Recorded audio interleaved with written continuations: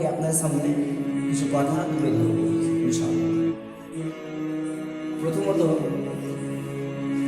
রমজান শব্দের শাব্দিক অর্থ হচ্ছে যে আগুনে পুড়িয়ে ছাড়খাড় করে দেওয়া। কোনো জিনিসকে আগুন দিয়ে পুড়িয়ে শেষ করে দেওয়া হচ্ছে রমজান। রমজান এটি হচ্ছে শাব্দিক অর্থ। তো অনুরূপভাবে কোনো জিনিসকে যেমন আগুনে পুড়িয়ে ছাড়খাড় করে দেওয়া হয়, তো অনুরূপভাবে এই রমজান মাসে আমাদের যে গুনাহগুলো হয়েছে, আমাদের মাধ্যম দিয়ে আমরা যে গুনাহগুলো করেছি, এই রমজান মাসের মাধ্যম দিয়ে আমাদের সেই গুনাহগুলোকে পুড়িয়ে ছাড়খাড় করে দিতে হবে, আমাদের সেই গুনাহগুলোকে শেষ করে দিতে হবে। এই রমজান মাসের কি গুরুত্ব রয়েছে, এই রমজান মাসের মাহাত্ম্য সম্পর্কে আল্লাহ তাআলা তার কালামের মধ্যে বলছেন যে শাহরুর রমাদান, এই রমজান মাস, এই পবিত্র রমজান মাস। তারপর আল্লাহ তাআলা বলছেন উনজিলা ফীহিল কুরআন, কুরআনের মাধ্যম দিয়ে এর মাহাত্ম্য, এর মর্যাদা দান করেছেন আল্লাহ তাআলা। রমজান মাস কিসের জন্য গুরুত্ব? রমজান মাসের যে এত গুরুত্ব, এত মাহাত্ম্য হাদিসের মধ্যে, কোরআনের মধ্যে বলা হয়েছে, কিসের জন্য বলা হয়েছে? এই কোরআনের জন্যই বলা হয়েছে যে এই রমজান মাসে আল্লাহ তাআলা কোরআনকে নাযিল করেছেন, যেটা মানুষের জন্য হিদায়াত স্বরূপ। আমাদের এই মহাগ্রন্থ আল কোরআন, যেটাকে আল্লাহ তাআলা তার শেষ নবী জনাবে মুহাম্মদ রাসূলুল্লাহ সাল্লাল্লাহু আলাইহি ওয়াসাল্লামের উপর নাযিল করেছেন আমাদের হিদায়াতের জন্য, আমরা যেন সঠিক পথ প্রাপ্ত হতে পারি, তার জন্য আল্লাহ তাআলা যে নাযিল করেছেন, কোন মাসে করেছেন? এই রমজান মাসেই করেছেন। এই রমজান মাসকে লক্ষ্য করে আল্লাহ তাআলার প্রস্তুতি বিশাল। এই মাসকে লক্ষ্য করে আল্লাহ তাআলা বলবেন ফেরেশতাদের সামনে, কোন মাস আছে? রমজান মাস। ইযা দাখালা রমজান ফুতিহাত আবওয়াবুস সামা, তখন আসমানের দরজা-সমূহ খুলে দেওয়া হয়। এই রমজান মাসকে প্রস্তুতি নিয়ে, রমজান মাসের প্রস্তুতি সম্পর্কে আল্লাহ তাআলা বলছেন ফুতিহাত আবওয়াবুস সামা, আসমানের দরজা খুলে দেওয়া হয়। তারপরে বলছেন ফুতিহাত আবওয়াবুল জান্নাহ, জান্নাতের দরজা-সমূহ খুলে দেওয়া হয়। তারপরে বলছেন ওয়াগুল্লিকাত আবওয়াবুন নার, জাহান্নামের দরজাকে বন্ধ করে দেওয়া হয়। রমজান মাসের প্রস্তুতি সম্পর্কে আল্লাহ তাআলা বলছেন যে গুল্লিকাত আবওয়াবুন নার ওয়া সুলসিলাতিশ শায়াতিন, এবং শয়তানকে শৃঙ্খলাবদ্ধ করে দেওয়া হয়, শয়তানকে জিজির দিয়ে বেঁধে রাখা হয়। এই হচ্ছে আল্লাহ তাআলার প্রস্তুতি এই রমজান মাসকে কেন্দ্র করে।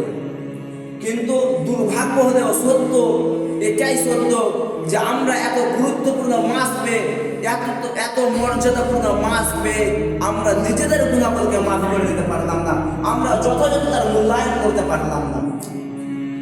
আল্লাহ রাসূল সাল্লাল্লাহু আলাইহি ওয়াসাল্লাম বলেছেন রাগিমা আনফু রাজুলিন আদরাকা রমজান, সেই ব্যক্তি শেষ হয়ে যাক, সেই ব্যক্তির নাক ধুলোয় মিশে যাক, সেই ব্যক্তি ধ্বংস হয়ে যাক যে ব্যক্তি রমজানকে পেল, যার কাছে রমজান চলে এলো সুম্মান সালাহা, এবং সেটা চলেও গেল ক্বাবলা আন ইয়াগফিরা লাহ, এটার পূর্বে যে সে তার সমস্ত গুনাহকে মাফ করিয়ে দিত আল্লাহ তাআলার কাছে। আল্লাহ রাসূল সাল্লাল্লাহু আলাইহি ওয়াসাল্লাম কত মর্যাদার কথা বলেছেন, কত বড় কথা বলেছেন যে রমজান মাসকে আমরা পেলাম, পাওয়ার পরে আমরা 30টা দিন রোজা রাখলাম বা না রাখলাম, অতঃপর রমজান মাস আমাদের কাছ থেকে বিদায় নিয়ে চলে গেল। আবার সামনে বছর আমরা যদি জীবিত থাকি, আমাদের ভাগ্য যদি জোরাল হয়, আমাদের ভাগ্য যদি শক্তিশালী হয়, তাহলে আমরা আবার সেই রমজান মাস পেতেও পারি, আবার নাও পেতে পারি। আমরা রমজান মাস পেলাম, অথচ আমরা নিজেদের গুনাহগুলোকে মিটিয়ে দিতে পারলাম না। আল্লাহ তাআলার কাছে ক্ষমা করে, আল্লাহ তাআলার কাছে ইস্তিগফার করে আমরা নিজেদের গুনাহগুলোকে শেষ করে দিতে পারলাম না। এর চেয়ে হতভাগা কে হতে পারে?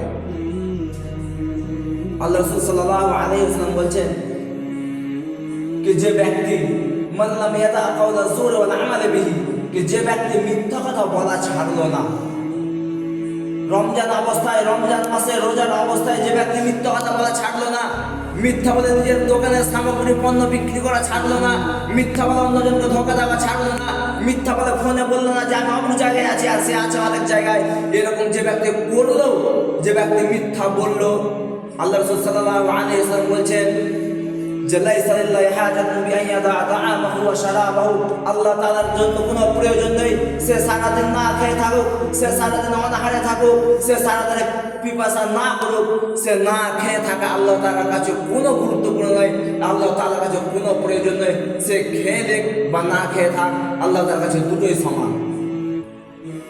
আল্লাহ তাআলা যখন বান্দার জন্য রমজান মাসকে কেন্দ্র করে এত প্রস্তুতি গ্রহণ করছে, তাহলে আমাদের বান্দারও কিছু কর্তৃত্ব আছে, আমাদের বান্দাদেরও কিছু কাজ থাকা উচিত, যে আমরা এই রমজান মাসকে পেয়ে আমরা কেন গুরুত্বপূর্ণ হিসেবে দেব না, আমরা এই রমজান মাসকে কেন গুরুত্ব দেব না, আমরা এই রমজানকে পেয়ে আল্লাহ তাআলার এত বড় ভালোবাসা পেয়ে আল্লাহ তাআলা এত দয়াবান আল্লাহ তাআলা হওয়া সত্ত্বেও আমরা যদি নিজের গুনাহগুলোকে মাফ করে দিতে না পারি, বা আমরা যদি খারাপ কাজ ছেড়ে দিতে না পারি, আমরা যদি ফেসবুকে খারাপ জিনিস দেখা ছেড়ে দিতে না পারি, আমরা যেন যদি ইউটিউবে খারাপ জিনিস দেখা ছেড়ে দিতে না পারি, আমরা যদি ফ্রি ফায়ার পাবজির মতো গেম থেকে বের হয়ে আসতে না পারি, আমরা যদি জুয়ার আড্ডা থেকে বের হয়ে আসতে না পারি, আমরা যদি মদের আড্ডা থেকে বের হয়ে আসতে না পারি, আমরা যদি গ্রামের আড্ডা থেকে বের হয়ে না আসতে পারি এই রমজান মাসকে পেয়ে, তাহলে আল্লাহ তার কাছে কোনো প্রয়োজন নেই। আপনি রোজা রাখলেই বাকি, আপনি রোজা না রাখলেই বাকি, আল্লাহ তার কাছে দুটোই সমান।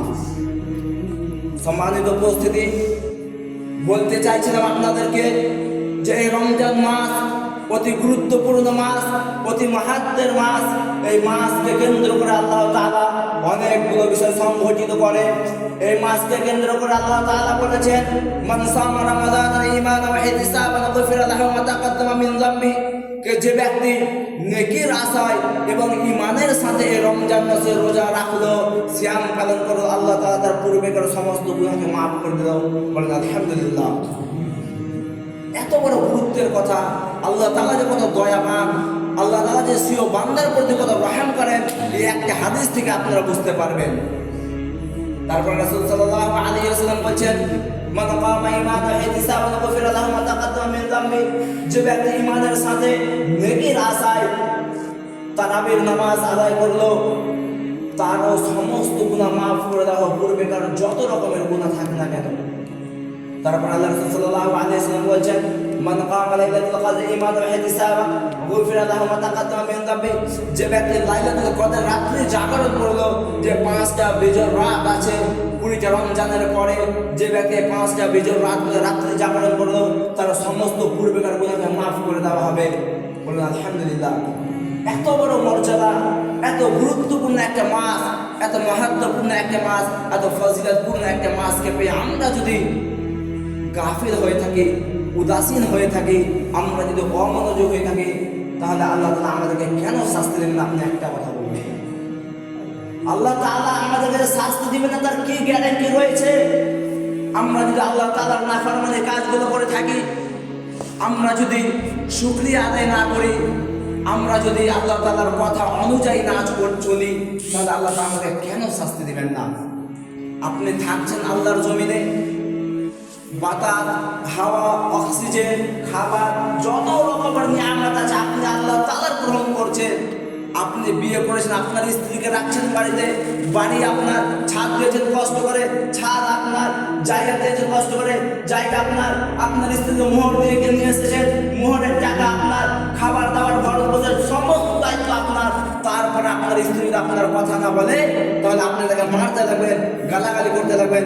বেশি দিন এরকম চলে আপনি হয়তো তাকে তালাকও দিতে পারেন। তাহলে আপনি একটু ভাবুন, আপনি মানুষ হয়ে যদি আপনার এতটা হতে পারে, তাহলে আল্লাহ তাআলা যিনি পুরো পৃথিবীকে সৃষ্টি করেছেন, সে আল্লাহ তাআলাকে রাগ হতে পারে না সামান্য? যে আমারই খাচ্ছে সমস্ত নিয়ামত রাজি, যত রকমের আছে, পানি থেকে নিয়ে ফল ফ্রুট থেকে নিয়ে যত রকমের নিয়ামত আছে আল্লাহ তাআলারই তো খাচ্ছেন। তাহলে আপনি যদি আল্লাহর ইবাদত না করেন, তাহলে আল্লাহ আপনাকে শাস্তি দিবে না কেন? সম্মানিত উপস্থিতি, আপনাদের কাছে এটাই বলবো যে সামনে রমজান মাস আসছে, প্রস্তুতি গ্রহণ করুন। বিশেষ করে আল্লাহ তাআলা যে রমজানকে গুরুত্ব দিয়ে কোরআনের মাধ্যমে আমরা সেই কোরআন থেকে শুরু করি। আমরা যারা কোরআন জানি না, তারা ইমাম সাহেবের কাছে বসে কোরআন শিখবো, এবং আমরা যারা কোরআন জানি তারা বেশি বেশি করে কোরআন পাঠ করার চেষ্টা করব। আল্লাহ যেন আমাদের সবাইকে এই রমজান মাসে পূর্ণভাবে প্রস্তুতি গ্রহণ করা এবং সাফল্যভাবে এই রমজান মাসকে অতিক্রম করার তৌফিক দান করুন। বলেন আল্লাহুম্মা আমিন।